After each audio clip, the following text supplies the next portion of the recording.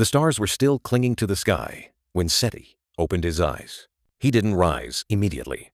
He lay there a moment, still on his straw mat, listening to the sound of his own breath and the distant rustle of reeds outside his window. The desert air was cool in the early morning, and the scent of dry earth drifted in faint, warm, and oddly comforting. Seti was a scribe.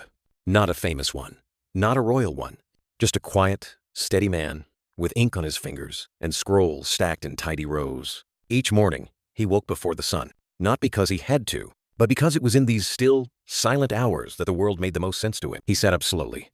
No rush. His joints creaked softly, but he smiled at the sound. It reminded him he was still here. He walked to his little clay basin and dipped his hands into the water.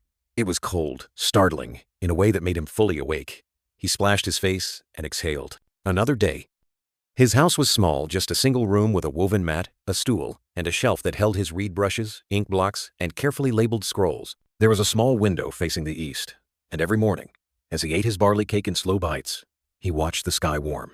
From cool gray to soft pink to the gentle gold of a desert morning. He always took his time. There was no point in hurrying toward a day that would unfold exactly as it had the day before. But he liked the walk to the temple.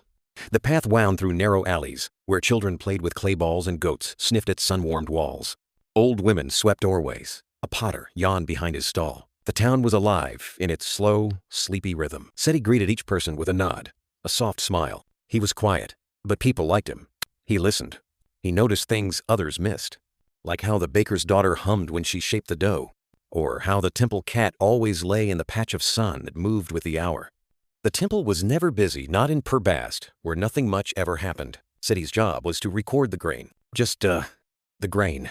He'd sit on his stool, ink in hand, as farmers came with baskets and sacks. They'd say, 18 sacks today, Seti. Or, 1 was spoiled by rats. He never judged, never sahid. He just wrote it down with careful, practiced strokes. He loved the way the ink flowed like a quiet river of thought. Each symbol was a comfort, each name a whisper from the land.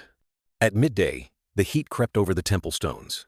Seti would close his eyes for a moment and lean back against the cool column wall. He'd listen to the fluttering wings of birds circling above, the sound of sandals on sand, and sometimes the sound of his own thoughts. He thought often of his parents, long past. They had been simple people too. His mother had sung while grinding grain. His father had told stories, not grand tales of gods and kings, but little ones, about their neighbor's donkey or the time the Nile rose too fast and surprised everyone. Sometimes, Seti missed them so much his chest ached. But even that ache had become familiar, almost sweet, like a part of him that walked beside him always. Afternoon passed slowly. He would copy scrolls that didn't need copying. He liked the quiet repetition. The world felt gentle when he was writing, and he always left a little extra space at the bottom of the page just in case someone someday had something more to say.